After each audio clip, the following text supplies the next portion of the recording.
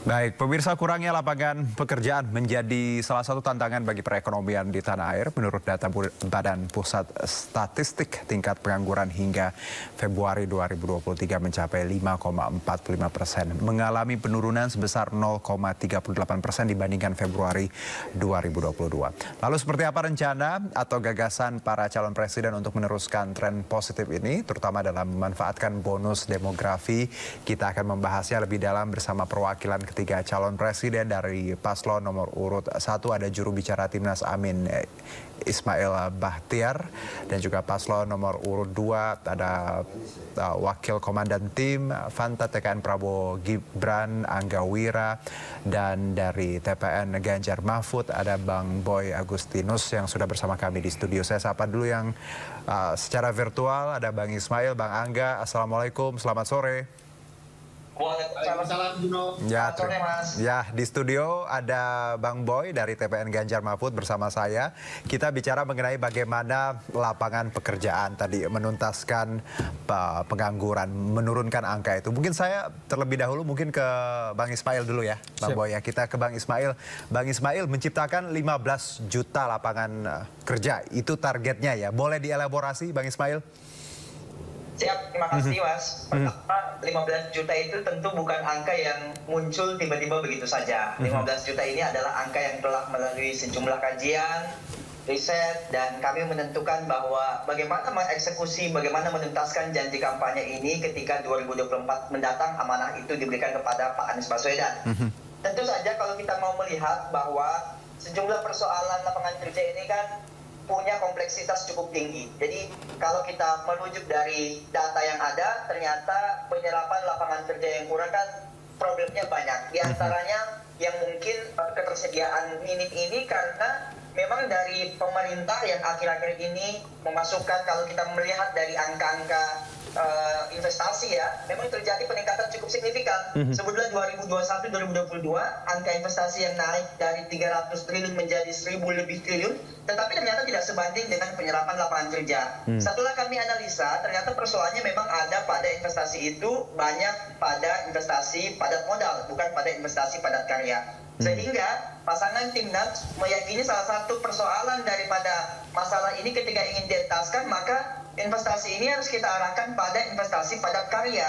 Seperti apa investasi padat karya itu? Adalah partisipasi publik misalnya, investasi-investasi pada sektor green misalnya. Nah, inilah yang kemudian ke depan ketika amanah ini diberikan akan coba kami breakdown ke sejumlah daerah. Dan saya perlu sampaikan bahwa salah satu persoalan ini muncul juga karena terjadi desentralisasi, Mas. Selama ini pekerjaan itu rujukan orang hanya DKI Jakarta, padahal daerah lain punya potensi yang sama untuk menyerap lapangan kerja juga.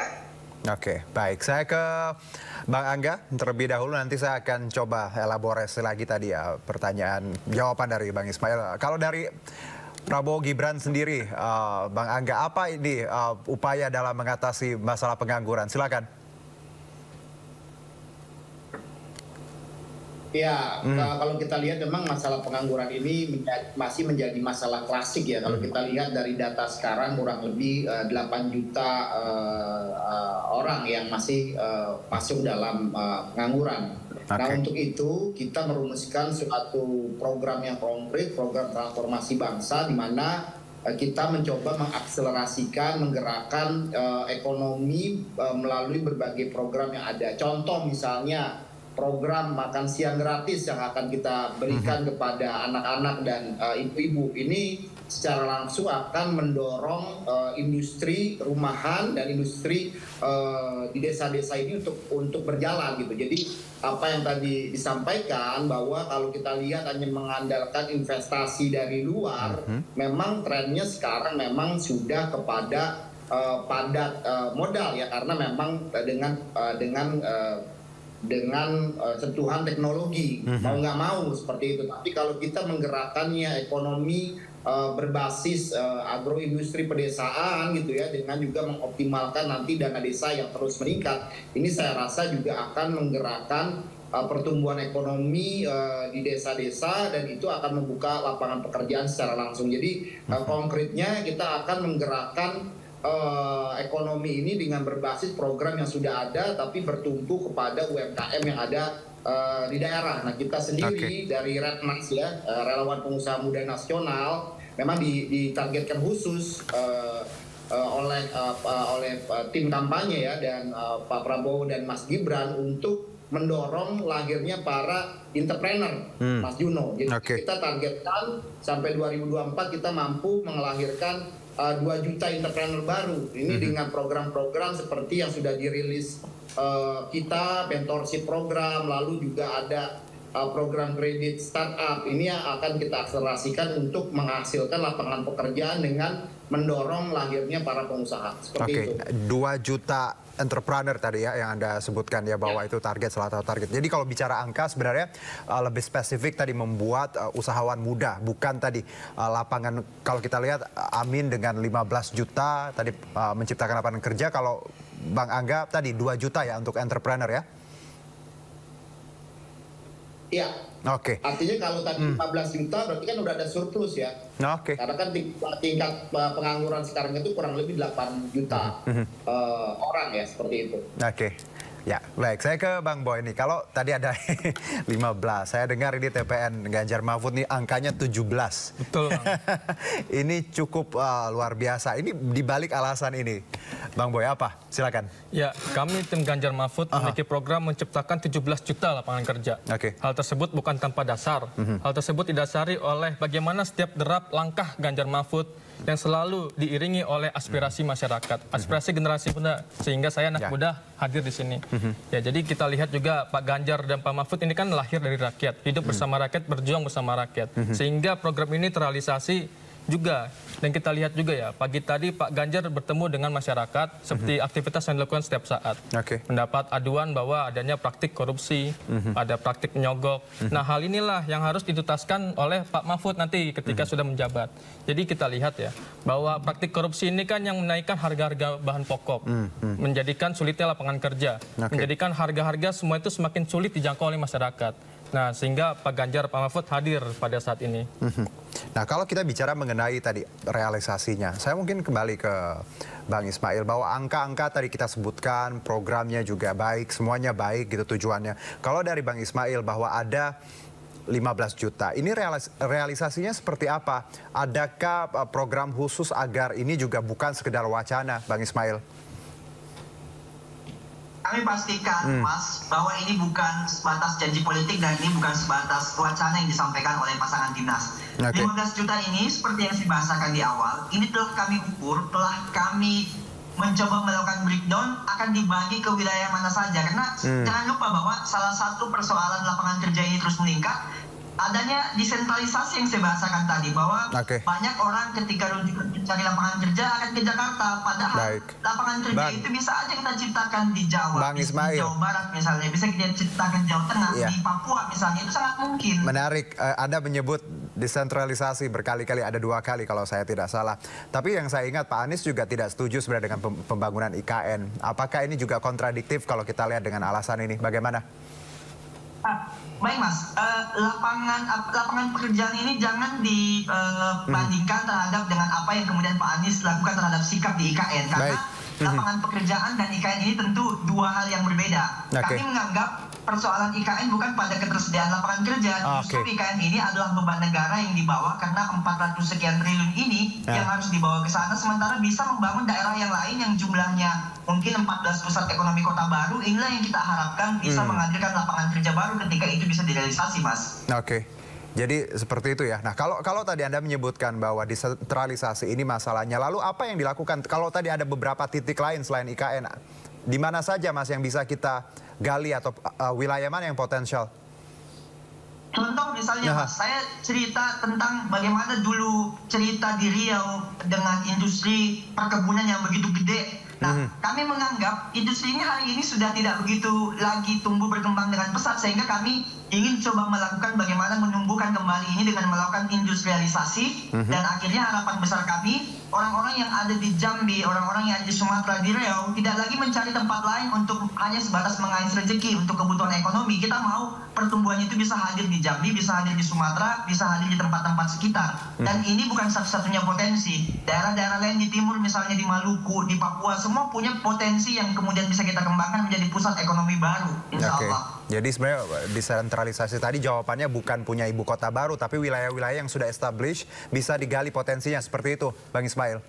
Alright, Pak. Betul sekali. Dan harapan kami 400 triliun itu yang sebenarnya kita bisa breakdown bagi ke 14 pusat ekonomi baru yang akan kita coba buat di 2024 mendatang. Oke, saya ke Bang Angga. Bang Angga, kalau bicara realisasi tadi 2 juta entrepreneur, lalu hal-hal lain tadi terkait pemilih muda juga kita punya bonus demografi ya. Bagaimana Bang Angga dan juga tim ya dari Pak Prabowo dan Gibran ini merealisasikan angka-angka tersebut agar bukan hanya wacana atau menjual mimpi?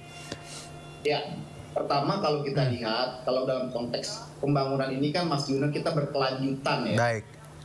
Apa yang sudah baik saat sekarang ini kita boleh apresiasi apa yang sudah dilakukan oleh Presiden Jokowi ya. Pertama kalau kita lihat ya, capaian ekonomi makro ini kan cenderung stabil, tingkat inflasi kita juga sangat terjaga ya, less than 2% gitu. Jadi kalau kita lihat angka-angka ekonomi ini harus kita lanjutkan ke arah yang lebih baik. Saya rasa dari 3 tim kampanye kan juga menargetkan angka pertumbuhan di atas 5% ya, untuk mencapai peningkatan atau pemerataan gitu, untuk menuju kalau kita supaya tidak terjebak ke middle income trap ini kan memang pertumbuhan ekonomi kita nggak bisa lagi di angka 5%, harus lebih tinggi. Nah, strategi utama yang ingin Prabowo Gibran lakukan adalah mendorong lahirnya subjek-subjek, lahirnya para entrepreneur baru untuk menggerakkan ekonomi lokal. Tadi kita bicara desentralisasi, kita bicara hilirisasi, kita bicara mengembangkan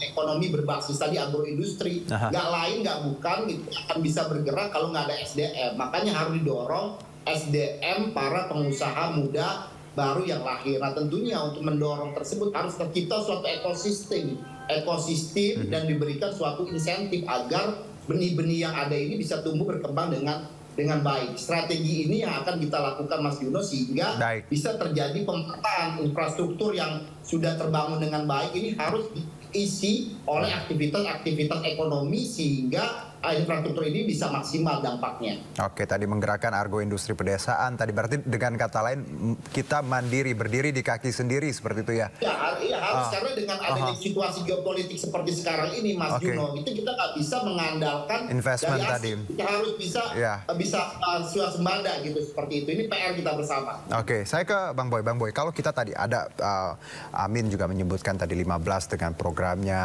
Bang Angga juga menyebutkan seperti itu. Nah, kalau dari Ganjar Mahfud sendiri 17 ini angka kalau kita lihat dari ketiga calon ini angka yang paling besar. Realisasinya apa, program strateginya agar ini tadi bisa diwujudkan? Ya, pertama kami ingin menyampaikan bahwa kami fokus untuk melanjutkan yaitu merealisasikan IKN. Karena hal tersebut akan menambah lapangan kerja. Bagaimana juga akan menjadi kota pertama yang akan tersebar di seluruh pulau-pulau. Dan juga lapangan pekerjaan ini kan yang dibutuhkan oleh anak-anak muda seperti kita, Bang. Jadi seperti kita juga tahu bersama ya, bahwa kesulitan lapangan kerja ini banyak didapatkan oleh aspirasi-aspirasi anak muda. Sehingga lapangan kerja akan diciptakan sehingga ekonomi akan menembus menjadi 7%, Bang. Tapi kalau ada pihak yang tidak sepakat IKN tadi menghabis, ya harusnya alokasinya bisa dialokasikan ke tempat lain. Tanggapan Anda? Ya, kalau itu silahkan ya oleh teman-teman paslon lain. Kalau kami fokus untuk melanjutkan, jadi Pak Ganjar ini kan adalah penerus Pak Jokowi ya. Bagaimana belusukannya bertemu dengan masyarakat kan, plus satu lagi menginap di rumah rakyat, Bang. Nah, jadi sangat paham bagaimana solusi terhadap rakyat. Bang Boy berarti optimis bahwa IKN sebenarnya membuka banyak lapangan kerja. Sangat banyak, Bang. Ekonomi hijau semua juga kita manfaatkan, digital ekonomi kita manfaatkan, dan itu juga sebenarnya masalahnya satu kan, Bang, korupsi, Bang, sebenarnya. Dan itu kita ketahui bahwa korupsi ini akan dituntaskan oleh Pak Mahfud. Sebelum saya tanya ke Bang Ismail, saya ke Bang Angga dulu. Anda sepakat bahwa IKN bukan hal yang sia-sia sebenarnya? Terkait dengan saya rasa untuk perpindahan ibu kota ini kan bukan hanya baru diwacanakan pada saat pemerintahan Jokowi. Dari zamannya Bung Karno juga sudah memproyeksikan bahwa harus adanya ibu kota. Tapi kalau kaitannya Bang Angga dengan penyerapan tenaga kerja, apakah IKN bisa cukup signifikan?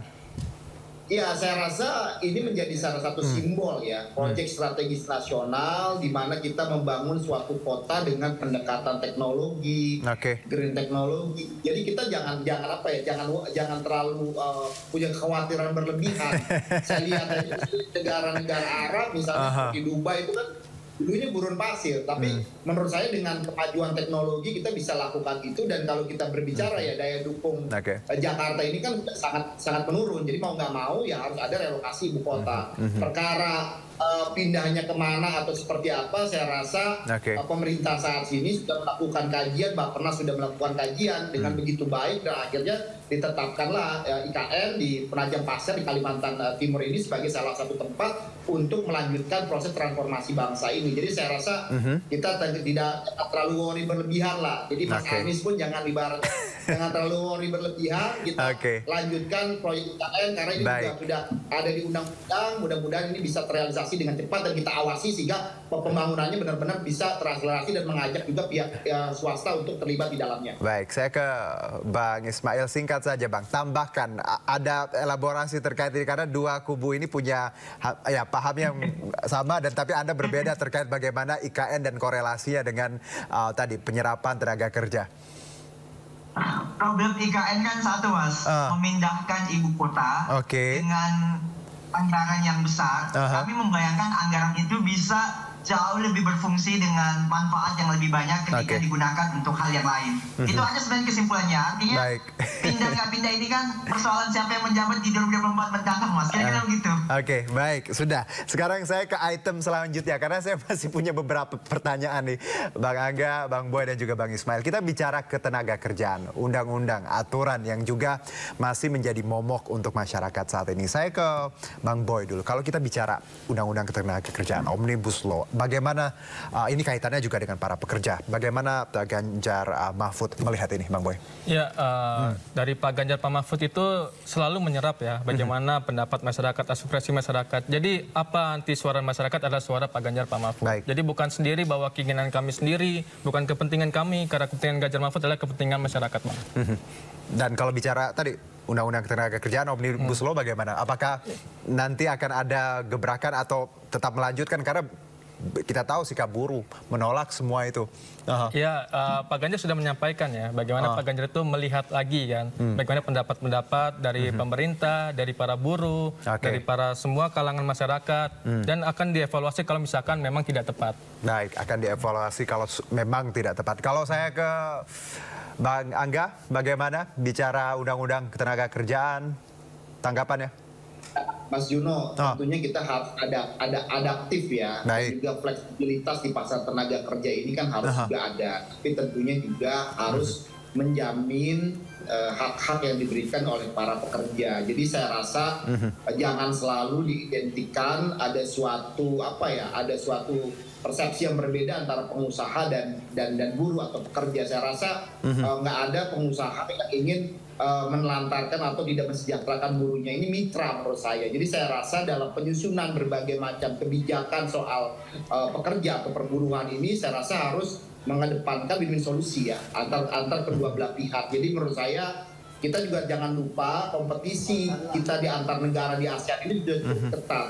Kalau aturan tenaga kerjaan ini sangat rigid ya, tidak ada fleksibilitas, itu juga akan menghambat ya proses-proses investasi yang masuk dan bagaimana alih teknologi ini bisa berjalan. Jadi menurut saya harus ada kesamaan pandangan ya di antara kita, antara buruh dan pengusaha agar bisa merumuskan hal sama. Artinya di sisi ini pemerintah harus hadir ya untuk bisa merespon berbagai pandangan dari dua belah pihak. Oke, saya ke Bang Ismail. Silakan Bang Ismail. Saya pikir kita sudah sering mendengar di sejumlah forum Mas Anies ketika ditanya tentang Undang-Undang Cipta Kerja, beliau clear menyampaikan bahwa kita akan melakukan revisi terhadap Undang-Undang Cipta Kerja ketika amanah itu mandatnya diberikan. Karena menurut kami memang dalam pengambilan keputusan, khususnya ketuk palu Undang-Undang Cipta Kerja ini, kurangnya dialog, kurangnya masukan-masukan publik, dan itu akhirnya menjadi tendensius oleh para buruh, sehingga clear bahwa keberpihakan keberpihakan terhadap kaum buruh adalah salah satu agenda prioritas kami dengan melakukan revisi Undang-Undang Cipta Kerja, Mas. Menarik, Bang Ismail. Saya mungkin terakhir ke Bang Boy. Bang Boy, tentunya tadi Ganjar, Mahfud ya, angkanya luar biasa, programnya juga luar biasa. Ada yang ingin ditambahkan atau disampaikan? Closing statement. Kami ingin menyampaikan bahwa Pak Ganjar dan Pak Mahfud pasti meneruskan apa yang sudah dilakukan oleh Pak Jokowi. Baik. Dan dilakukan dengan lebih simpel seperti ini ada KTP, akan menjadi KTP Sakti. Jadi semua kartu-kartu yang sudah ada dimunculkan oleh Pak Jokowi akan disimpelkan lagi menjadi satu kartu Sakti. Hanya modalkan NIK, ada kartu prakerja, kartu kesehatan semua, ekonomi, bantuan sosial segala macam, Bang. Jadi nggak perlu khawatir apakah nanti ada program-program Pak Jokowi akan dihentikan, tidak. Kami teruskan lagi bahwa Pak Ganjar adalah penerus Pak Jokowi. Baik, saya harus menyudahi padahal saya ingin elaborasi, bicara lebih panjang dengan Bang Ismail, Bang Angga, tapi waktunya sangat terbatas. Kita sudah dapat semua poinnya, luar biasa, niat baik semua, dan kita lihat bagaimana para capres dan cawapres memberikan gagasannya melalui jubirnya masing-masing. Kita doakan pemilu yang damai, aman, dan adil untuk kita semua. Terima kasih Bang Ismail, Bang Angga, sehat-sehat untuk semua. Bang Boy, terima kasih. Sehat ya, sehat untuk kita semua. Terima kasih. Selamat sore.